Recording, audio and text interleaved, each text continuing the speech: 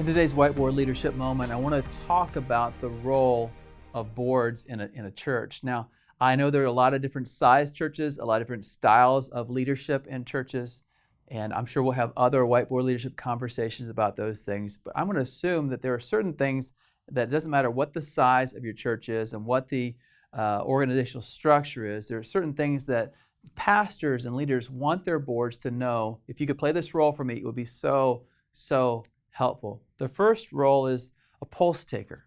The first role of a board member is to know the pulse of their congregation, to know the pulse of the community, to know the pulse of our country and around the world, to know the things that are important to people and to get a sense of what God is doing and how community and culture is clashing with the church, and as well as just to know what's happening in the lives of individuals in the church. You're the pulse taker. You're representing a group of people who are part of the church congregation, and you just want to make sure that as you think through the decisions, you think through the actions of the church, that they're the best things for them to grow in their walk with Jesus. You're a pulse taker. Second, you're a soundboard and support for the pastor and for the staff. And saying this, I'm not diminishing the role of many leaders who are board members in the casting of vision and in the creating of a vision and mission of the church. But I am saying that when leadership at all levels are supportive of each other, when they're making sure that the pastor is healthy, or making sure the staff is healthy, making sure the church culture is healthy, that's a support role. And a soundboard is when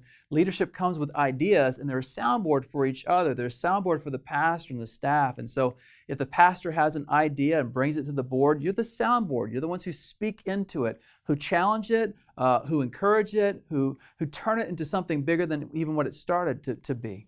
Third, you're the brakes and gas pedal of the church. You're the checks and balances for the pastor and for the staff. And so if you feel like things are moving too slowly, your job is to hit the gas pedal and to move things forward more quickly and to make decisions more quickly. If you think things are going too quickly, then your job is to press the brake pedal and say, slow down. I don't think the congregation's with you yet, and help the pastor figure out how to move the congregation forward in the dream and the vision.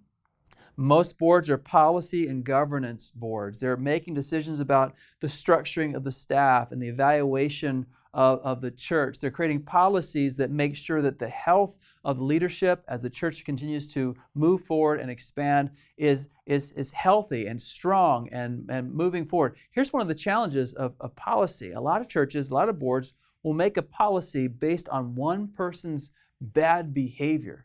And whether you realize it or not, that's a terrible thing to do. If one person's behaving badly, you just go and approach the one person. But if you see a trend among the staff, among the leadership, among the church, that's what you create policy for, either to encourage a certain direction or to stop things from going a different direction. And then there's crisis management. This is one of the most important parts of being a board member. Is sometimes there are crises that are church-wide. And they may even involve the leadership of the church. It's leadership's role, it's the board's role to step into crisis management. I just want to say this, though. Leaders don't actually manage crisis, they lead through it. They don't manage around it. And so it's the job of leadership to figure out how do we put this in front of our people in a way they can understand and grasp that we're still trusting God in this next season of ministry. And then finally, the job of a board member is to be an ambassador and an advocate for the church, for the vision, for the pastor.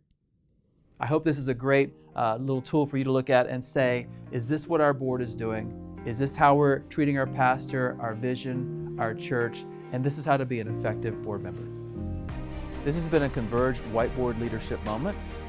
To learn more about Converge or to join us, check out converge.org.